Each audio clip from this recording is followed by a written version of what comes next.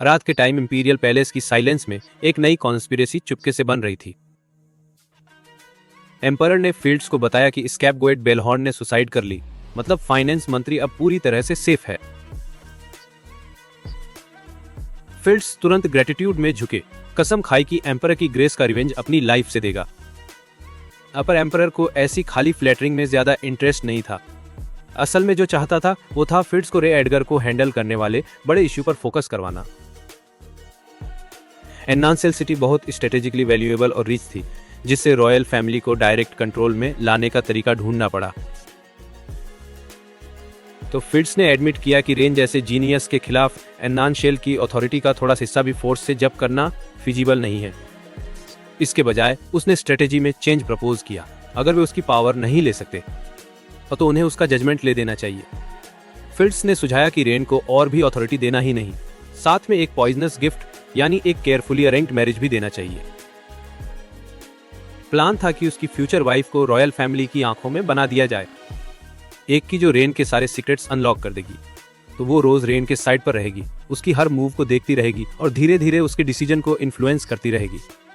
सबसे effective prison पत्थर से नहीं बना था, बल्कि फॉल्स इंटीमेसी से बुनिया गया था। एम्परर सेटिस्फैक्शन में स्माइल किया। इसे जेंटल प्रिजन कहा, एक प्लान जो सीधे किसी को पावर से स्ट्रिप करने से बहुत बेटर था। फिर उसने पूछा कि स्पाई जैसा क्रूशियल रोल खेलने के लिए सबसे सूटेबल कैंडिडेट कौन होगा।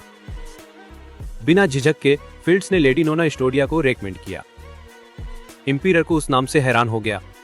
वो जितना उसे पता वो पहले ही पावरफुल सारंदाज फैमिली के वारिस से एंगेज थी। तो फील्ड्स ने जोर दिया कि यही ठीक ठीक की पॉइंट है। नोना स्टोडिया नोबल खून की थी और उसकी ब्यूटी बिल्कुल परफेक्ट थी।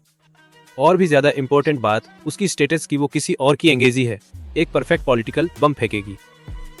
फील्ड्स ने सुझाया कि कल की इन्वेस्टिचर सेरेमनी से पहले इंपीरियर को ग्रैंड ड्यूक अल्डालियन एडगर को प्रेसिज के तहत पैलेस बुलाना चाहिए, जैसे इंपीरियल मेयर पर बात कर रहे हों।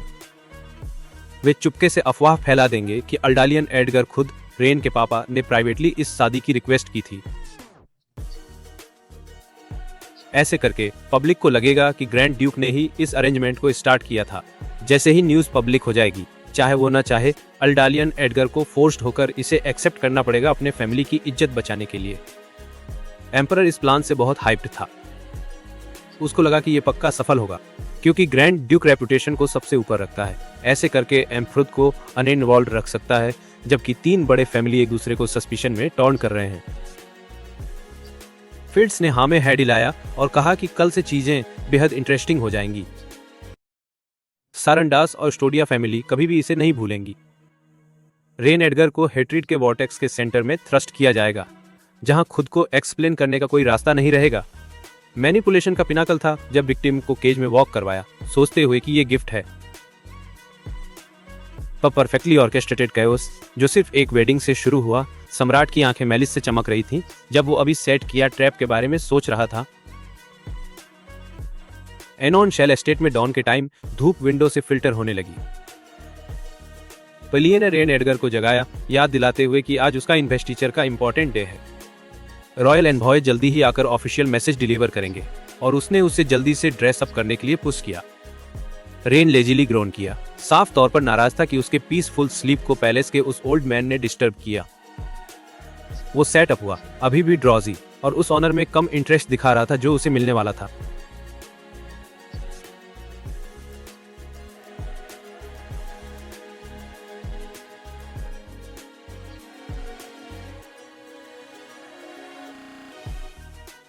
विब्लशिंग लेया ने उसे रिमाइंड किया कि वो एक लॉर्ड है और लोगों के लिए उसकी रिस्पॉन्सिबिलिटी कुछ एक्स्ट्रा स्लीप के घंटे से बहुत इंपॉर्टेंट है। रेन हंसा और रिप्लाई किया कि मैं उठते ही सबको लीड करता रहूंगा और वैसे भी तू चीजें टैग कर लेगी जब मैं स्लीप करूंगा, नहीं क्या? लिया ने बस एक जेंटल स्माइल से रेस्पॉन्ड किया, जैसे चुपके से उसके शब्दों को कंफर्म कर रही हो। थोड़ी देर बाद रेन इंपीरियल पैलेस पहुंचा। ग्रैंड हॉल में एम्परर ने बोलते हुए रेन की अचीवमेंट्स की तारीफ की, ओल्विस एम्पायर की आर्मी को डिफीट करने और एम्पायर की टेरिटरी को प्रोटेक्ट करने के लिए।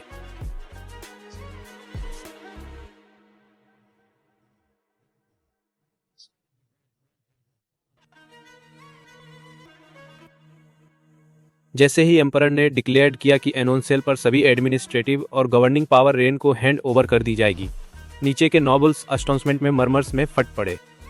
तो उनमें से किसी ने भी नहीं एक्सपेक्ट किया था कि एम्परर एनोनसेल का कंट्रोल रिलीशियंट करेगा। ये डिसीजन एडगर फैमिली की स्टेट्स को काफी लेवल अप कर देगा। रेन घुटने टेक कर थैंक्स कहा, पर अंदर से उसने पहले ही इस अनऑर्डिनरी जेनरोसिटी पर सवाल उठाना शुरू कर दिया था। पॉलिटिक्स में स्काई से गिरता पीस ऑफ केक अक्सर बड़े ट्रैप का बाइट ही होता है, और वो ट्रैप जल्दी ही खुद को रिवील कर देता है। एम्परर ने ऐलान किया कि उसके पास रेन के लिए एक और स्पेशल गिफ्ट है। चूंकि रेन अब ऐड हो गया है, वो उसे मैरिज से रिवॉर्ड करेगा। रेन की आंखें डार्क हो गई, तो उसे बहुत अच्छी तरह पता था कि वो ओल्ड मैन उसके बेड के बगल में एक स्पाई प्लांट करने वाला है। ये थोड़ी देर बाद एक नौकर हाई वॉल्यूम में इंपीरियल डिक्री पढ़ा और नोना एस्टोडिया को रेन की ऑफिशियल वाइफ बना दिया, रॉयल फेवर के नाम पे। आसपास के नोबेल्स तुरंत ही पागलपन में फंस गए। तो सबको पता था कि नोना एस्टोडिया पहले से ही सारंदास फैमिली से एंगेज थी। रेन ने आसपास की रिएक्शन देखी और समझा कि टेंशन वाला माहौल जल्दी से पूरे हॉल को घेर रहा है। हल्के भूरे बालों वाला एक जॉवन मैन, जो सारंदास फैमिली का यंग मास्टर है, फौरन खड़ा हुआ और इस इनजस्टिस के खिलाफ चिल्लाया। उसने जोर दिया कि नोना एस्टोडिया पहले से ही उसके साथ एंगेज है, तो फिर वो कैसे बन सकती है लॉर्ड रेन की वाइफ। इसी वक्त एस्टोडिया फैमिली के मेंबर्स पूरी तरह साइलेंट रहे, नहीं जानते कैसे सिचुएशन हैंडल करें।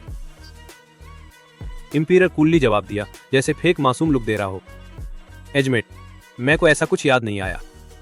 सारंदास फैमिली का यंग मास्टर समझ गया कि वो ऐसी पावर का सामना कर रहा है जो किसी भी ट्रुथ को बेंड कर सकती है। उसके पापा जल्दी जल्दी घुटनों पर गिर गया। इंपीरियर से अपने बेटे की बकवास के लिए माफी मांगा, ये कहता हुआ कि लड़का कल घोड़े से गिर गया था। इसी बीच पूरा फैमिली गहरी शर्म में डूब गया। इंपीरियर दयालुता से स्माइल किया, पर यह दयालुता साफ फेक थी। भीड़ के सामने एक बेनेवोलेंट रूलर का रोल प्ले कर रहा था। उसने हाथ हिलाया, बात को छोटा मिसअंडरस्टैंडिंग कहकर डिसमिस कर दिया, फिर खुद को भी मजाक में ले लिया। बोला कि वो बूढ़ा है, उसकी मेमोरी कभी कभी फेल हो जाती है। इसी बीच रेन एडगर चुपचाप खड़ा रहा, बूढ़े राजा की परफॉर्मेंस देख रहा था। कि सम्राट अपना प्लान चलता रहा, कहता रहा कि यह शादी खुद ग्रैंड ड्यूक अल्डालियन एडगर ने उसी सुबह मांगी थी। कि उसने तर्क दिया कि ग्रैंड ड्यूक जैसा बंदा जरूर लड़की की बैकग्राउंड पूरी तरह चेक कर लेता, फिर ऐसी रिक्वेस्ट करता। सच की परवाह नहीं, बस कौन इसे डिफाइन करने की पावर रखता है वही मायने रखता है। तो फिर उसने रेन के पापा की ओर मुड़कर एक भारी प्रेशिंग सवाल पूछा, जो उन्हें इम्पॉसिबल पोजीशन में धकेल दिया। क्या आप इसको एग्री करते हो, grand duke Aldalian Edgar? Grand duke पसीने से लथपथ था, उसका चेहरा ज्यादा टेंशन दिखा रहा था। उसे पूरे नोबल असेंबली के सामने फोर्स किया गया। वो सिर्फ सिर झुकाकर बिटर येस के साथ जवाब दे सका। उस सच को सैक्रिफाइस करके अपने फैमिली की सर्वाइवल बचा रहा है। जब एब्सोल्यूट पावर का सामना होता है, ईमानदारी कभी कभी सबसे महंगा प्राइस बन जाती है जो पीस के लिए पे करनी पड़ती है। पर मेरे ओपिनियन में रेन इस सिचुएशन से वे आउट फाइंड कर लेगा। तुम्हारा क्या थॉट है? चलो नीचे के कमेंट्स में डिस्कस करते हैं।